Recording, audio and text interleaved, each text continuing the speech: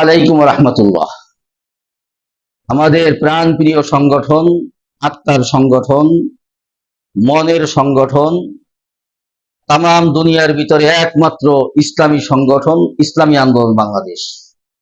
আলহামদুলিল্লাহ, আজকে খুশির দিন, আনন্দের দিন যে কেন্দ্রীয় মজলিসে শুরার অধিবেশন হয়েছে।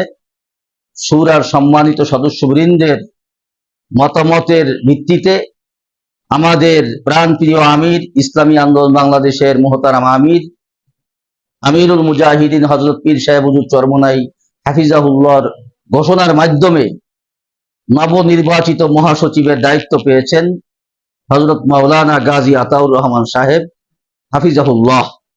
আল্লাহ রাব্বুল আলামিন আমাদের এই সংগঠনকে কবুল আর মঞ্জুর করুন।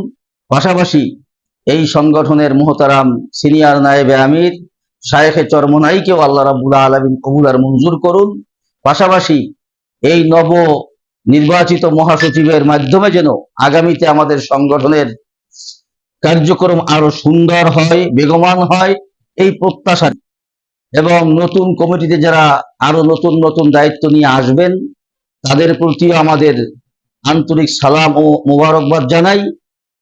যেন এই সংগঠনকে তৃণমূল পর্যায়ে এগিয়ে নেওয়া যায়। আর এগিয়ে নেওয়ার জন্য আমার আব্বাজান আল্লামা নুরুল হুদা ফয়জি রহমতুল্লাহ আলাই যেভাবে কষ্ট ক্লেশ মেহনত করে গিয়েছিলেন, তারই উত্তরসূরি হিসেবে আমরাও কারিমপুর কওমি মাদ্রাসা কমপ্লেক্সের জিম্মাদারি দায়িত্বে থাকার কারণে আমরাও আমিরুল মুজাহিদিন পীর সাহেব চরমোনাইর কণ্ঠে কণ্ঠ মিলিয়ে তার ডানে বামে সামনে পিছনে থেকে সংগঠনের কাজ করার জন্য প্রস্তুত থাকবো ইনশাআল্লাহ।